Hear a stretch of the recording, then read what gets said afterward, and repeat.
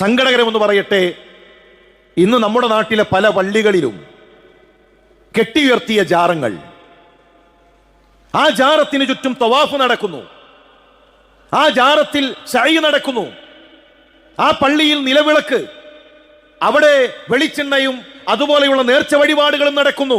അല്ലാഹുവല്ലാത്തവർക്ക് എത്ര ഗൗരവമുള്ള വിഷയമാണ്. റസൂലുള്ളാഹി സ്വല്ലല്ലാഹു അലൈഹി വസല്ലം പറഞ്ഞു, ലഅനല്ലാഹുൽ യഹൂദ വന്നസാറ, യഹൂദികൾക്കും നസാറാക്കൾക്കും അല്ലാഹുവിന്റെ ലഅനത്തുണ്ടായി. ഇത്തഖദു ഖുബൂറ അംബിയാഇഹിം മസാജിദ, അവരുടെ അമ്പിയാക്കന്മാരെ, അവരിലേക്ക് പറഞ്ഞയച്ച പ്രവാചകന്മാരുടെ ഖബറുകളിൽ അവർ പള്ളികൾ ഉണ്ടാക്കി, അവിടെ സുജൂദുകൾ ചെയ്തു. അതുകൊണ്ട് യഹൂദികൾക്കും നസാറാക്കൾക്കും അല്ലാഹുവിന്റെ ലഅനത്തുണ്ടായി. ലഅനത്തുണ്ടാകട്ടെ.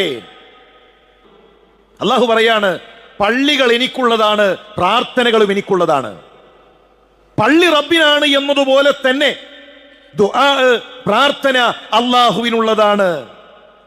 മിഹ്റാബിന്റെ മുകളിൽ എഴുതി വെച്ചിട്ടുണ്ട് പല പള്ളികളിലും, വഅന്നൽ മസാജിദ ലില്ലാഹ് ഫലാ തദ്ഉ മഅല്ലാഹി അഹദ.